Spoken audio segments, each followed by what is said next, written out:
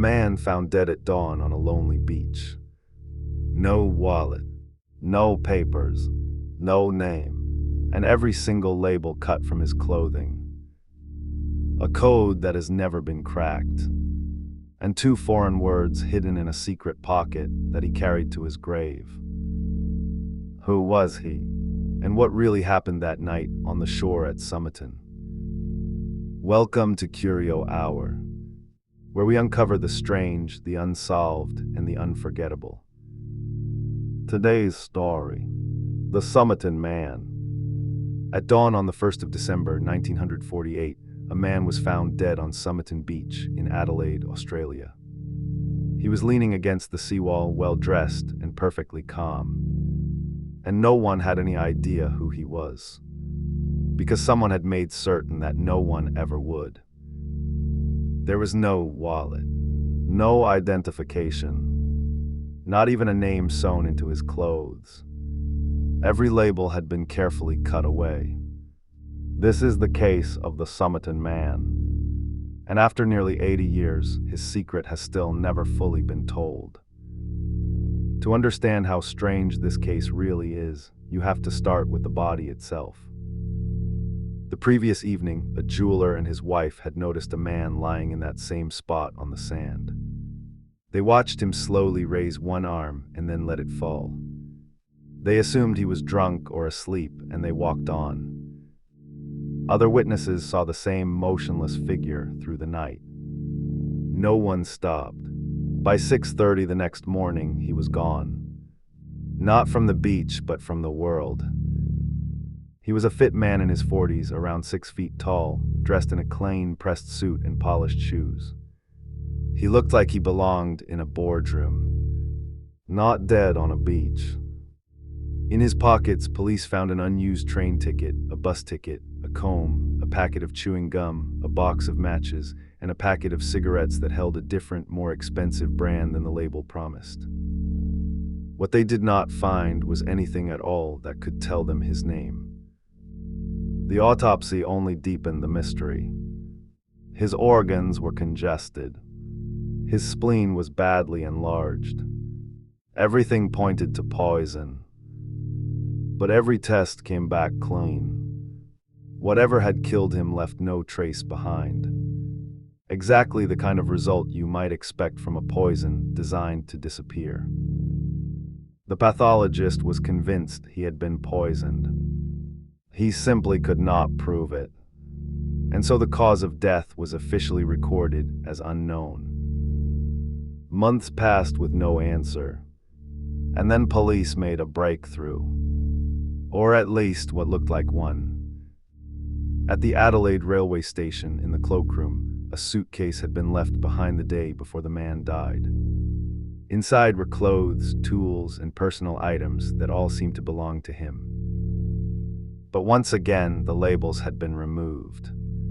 Someone had gone through this case deliberately, erasing every trace of identity. Only a few items still carried a name. The name Kane. But police could not find a single missing person by that name anywhere in the English-speaking world.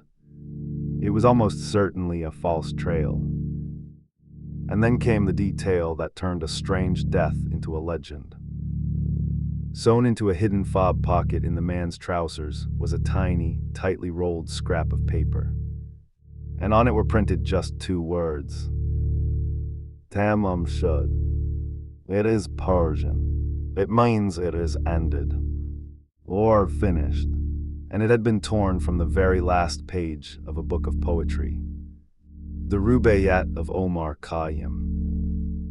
The Rubaiyat is a meditation on living fully, because death comes for everyone, and nothing of us truly remains. A strange and very deliberate thing to carry with you to your grave. Police released a public appeal, asking for any copy of the Rubaiyat with those final words torn out of it. And a man came forward. He had found exactly such a book, thrown into the back seat of his unlocked car, parked near Somerton Beach, right around the time of the death. The torn page was a perfect match. And in the back of that book, faintly penciled in, was something no one expected to find. A code. 5 lines of seemingly random capital letters. Jumbled, meaningless, one line crossed out and rewritten. The finest cryptographers in the country were brought in. Naval intelligence tried. Codebreakers have tried ever since. And to this day, the message has never been cracked. But the book held one more clue. Also penciled inside the cover was a telephone number. And it led police to a young nurse who lived only a few hundred meters from where the body had been found.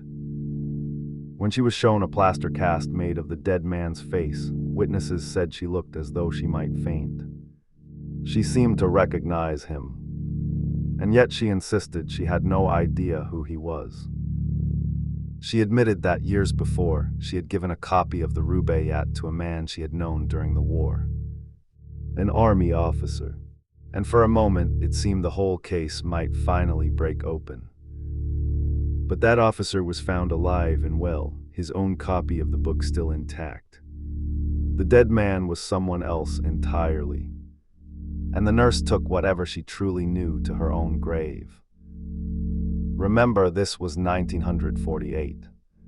The Cold War was tightening its grip. And not far from Adelaide lay a secret weapons testing range. One of the most sensitive military sites in the entire country. A dead man with no identity. Removed labels. An uncrackable code. A poison that left no trace.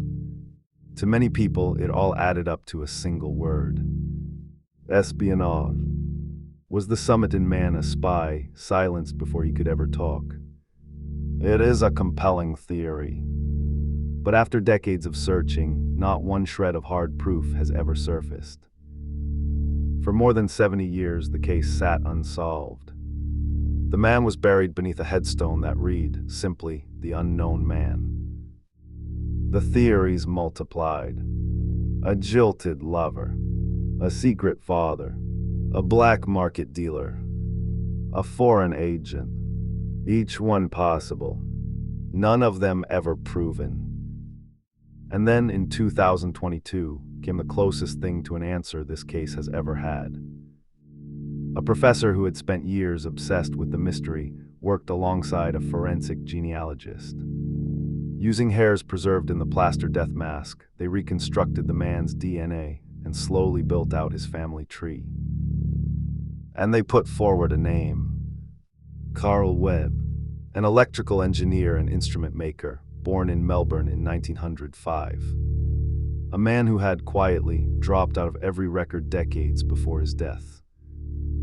It is the most credible identification ever made.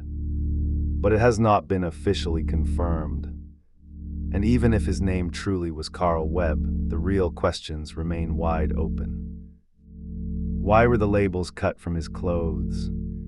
What did the code really mean?